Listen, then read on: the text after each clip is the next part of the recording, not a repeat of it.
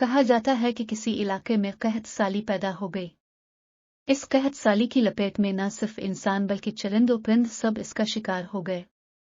مویشی مالکان بے حد پریشان تھے۔ اس دوران ایک مسجد کے مولوی نے جمعہ کے خطبے میں نہایت یقین کے ساتھ یہ بات بتائی کہ اللہ کا نام لے کر یعنی بسم اللہ پڑھ کر دریا کو حکم دیا جائے تو وہ بھی نافرمانی نہیں کرتا۔ خطبہ سننے والوں میں ایک چرواہا بھی موجود تھا۔ مولوی کی یہ بات اس کے دل میں اتر گئی اور اس بات پر اس کا یقین کامل ہو گیا۔ اس نے واپس آ کر اپنی بکریاں کھولیں اور سیدھا دریا پر چلا گیا۔ اونچی آواز سے بسم اللہ الرحمن الرحیم پڑھا اور دریا کو کہا وہ اپنی بکریاں چروانے کے لیے دوسرے پار جانا چاہتا ہے، اور اسے کہا کہ مجھے اپنے اوپر سے گزرنے دے۔ یہ کہہ کر اس نے اپنی بکریوں کو لیا اور دریا پر چلتا ہوا دریا پار کر گیا۔ دریا کے دوسری طرف کا علاقہ گھاس سے بھرا پڑا ہوا، درختوں کے پتے بھی سلامت تھے، کیونکہ کسی کو یہاں تک آنے کی رسائی نہیں تھی۔ اس نے خوب اچھی طرح اپنی بکریوں کو سیر کروایا اور واپس لوٹ آیا۔ پھر یہ اس کا معمول بن گیا کہ وہ بکریاں پار چھوڑ کر واپس آ جاتا اور شام کو جا کر بکریاں واپس لے آتا۔ اس کی بکریوں کا وزن دگنا چوگنا ہو گیا۔ لوگ چونک گئے اور اس سے پوچھا کہ وہ اپنی بکریوں کو کیا کھلاتا ہے۔ وہ سیدھا سادھا اور صاف دل نوجوان تھا۔ اس نے صاف صاف بات بتا دی کہ جناب میں تو بسم اللہ الرحمن الرحیم پڑھ کر دریا پر چل کر اپنی بکریاں دوسری طرف چروانے لے جاتا ہوں۔ یہ بات سب نے سنی مگر کسی نے اس چرواہے کی بات پر یقین نہیں کیا، کیونکہ یہ ناقابل یقین بات تھی۔ مگر بات ہوتے ہوتے مولوی صاحب کے پاس پہنچ گئی۔ مولوی صاحب نے اس چرواہے کو بلایا اور سارا ماجرا پوچھا۔ اس چرواہے نے مولوی صاحب کو ہی حوالہ بنا لیا کہ مولوی صاحب میں تو آپ کا شکریہ ادا کرنے والا تھا۔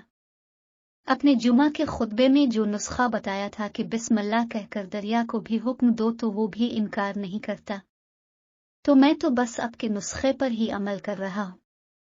مولوی صاحب حیرت سے اس کے چہرے کو دیکھتے رہے۔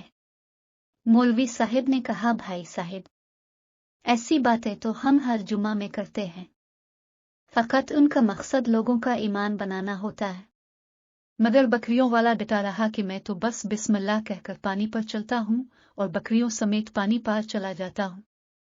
آخرکار مولوی صاحب نے صبح خود یہ تجربہ کرنے کی ٹھانی، جسے دیکھنے چرواہے سمیت پورا علاقہ بھی آ گیا۔ مجمع زیادہ تھا۔ مولوی صاحب نے ایک دو بار سوچا کہ انکار کر دوں کہ کہیں ڈوب نہ جاؤں، مگر وہ جو مولوی صاحب کو کندھے پر اٹھا کر لائے تھے اب بھی جوش و خروش سے اللہ اکبر کے نعرے لگا رہے تھے اور مولوی صاحب کے حق میں تعریفیں کر رہے تھے۔ آخرکار مولوی صاحب نے اپنے ڈر کو دور کرنے کے لیے ایک رسہ منگوایا۔ پہلے اسے ایک درخت کے ساتھ باندھا، پھر اپنی کمر کے ساتھ باندھا، پھر ڈرتے ڈرتے ڈھیلا ڈھالا بسم اللہ پڑھا اور دریا پر چلنا شروع ہو گئے۔ مگر پہلا پاؤں ہی رکھا تھا کہ پانی میں گر گئے۔ مولوی صاحب ڈبکیاں کھانے لگے اور پانی کے بہاؤ میں بہنا شروع ہو گئے۔ لوگوں نے کھینچ کھینچ کر باہر نکالا۔ مولوی صاحب کی اس حرکت نے چرواہے کو پریشان کر دیا کہ مولوی صاحب کی بسم اللہ کو یہ کیا ہو گیا ہے، کیونکہ اس کا یہ روز کا معمول تھا۔ اس کے اپنے یقین میں کوئی فرق نہ آیا۔ اس نے بسم اللہ کہہ کر بکریوں کو پانی کی طرف اشارہ کیا اور خود ان کے پیچھے چلتا ہوا پار چھوڑ کر واپس بھی آ گیا۔